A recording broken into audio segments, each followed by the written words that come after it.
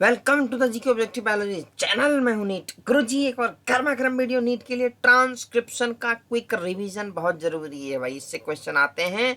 तो ट्रांसक्रिप्शन की simple definition है डीएनए से आरएनए बनेगा। अब डीएनए के अंदर दो स्ट्रैंड हैं, दोनों कोड क्यों नहीं करती? पहली रीजन ये है कि अगर दोनों कोड करेगी तो दो अलग अलग एमआरएनए बनेंगे, उससे अलग अलग प्रोटीन बन जाएंगे, जो कि जेनेटिक इंफॉर्मेशन फ्लो मशीनरी को कॉम्प्लिकेट बना देगा।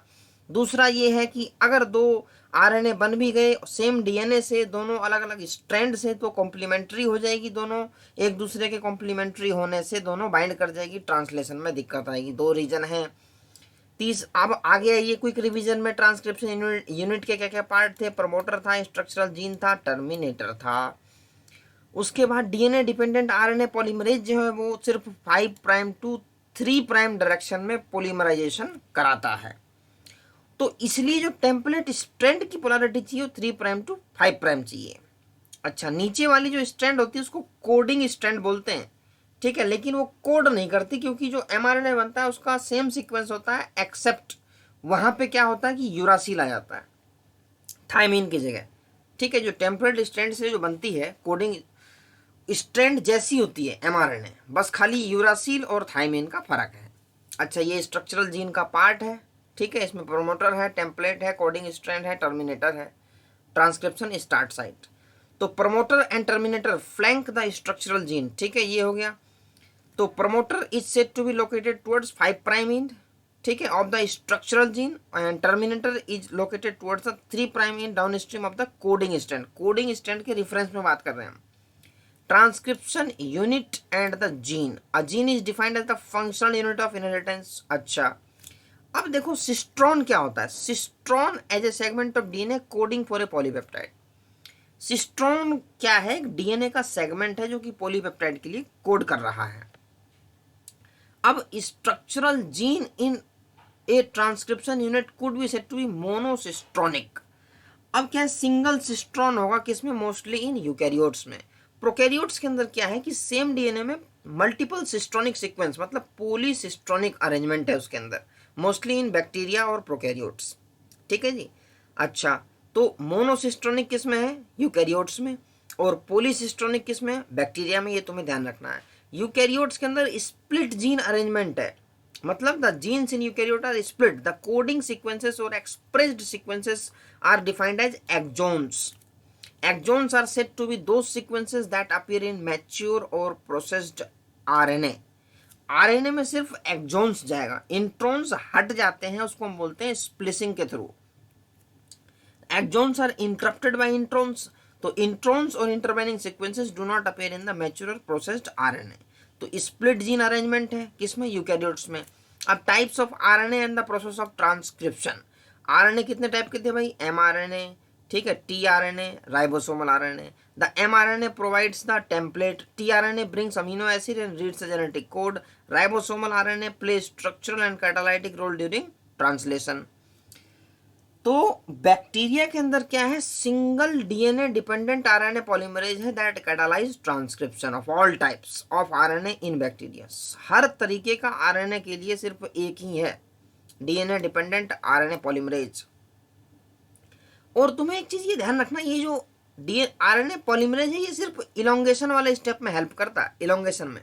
बाकी इनिशिएशन और टर्मिनेशन कैसे होती है? तो यहाँ पे दो स्पेशल फैक्टर होते हैं, sigma factor, rho factor.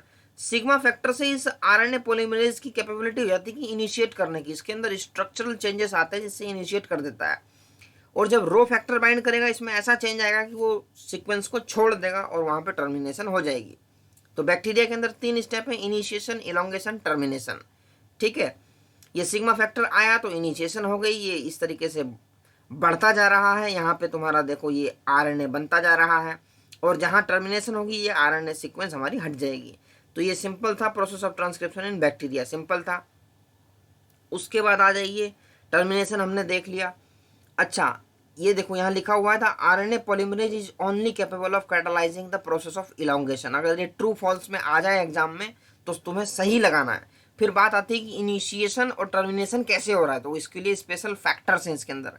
Initiation factor है सिग्मा फैक्टर, और टर्मिनेशन फैक्टर है rho factor, to initiate and terminate the transcription respectively, ठीक है, ये देखो, association with these factors alter the specificity of the RNA polymerase to either initiate और terminate, clear mentioned है।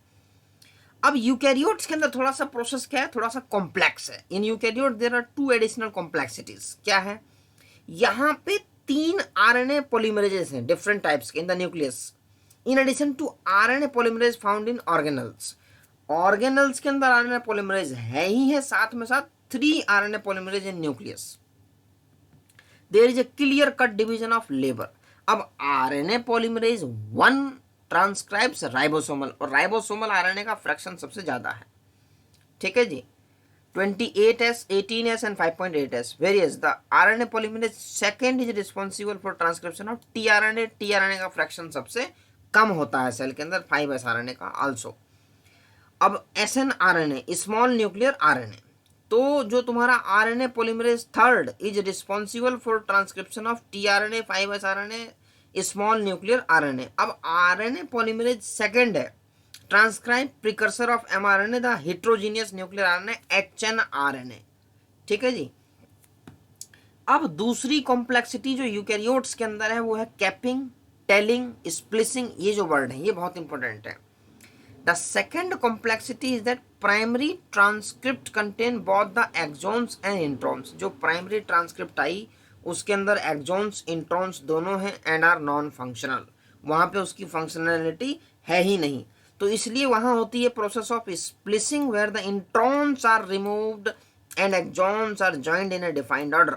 तो HNRNA undergoes additional processing called capping and tailing. In capping, an unusual nucleotide methyl guanosine triphosphate is added to the 5' end of HNRNA.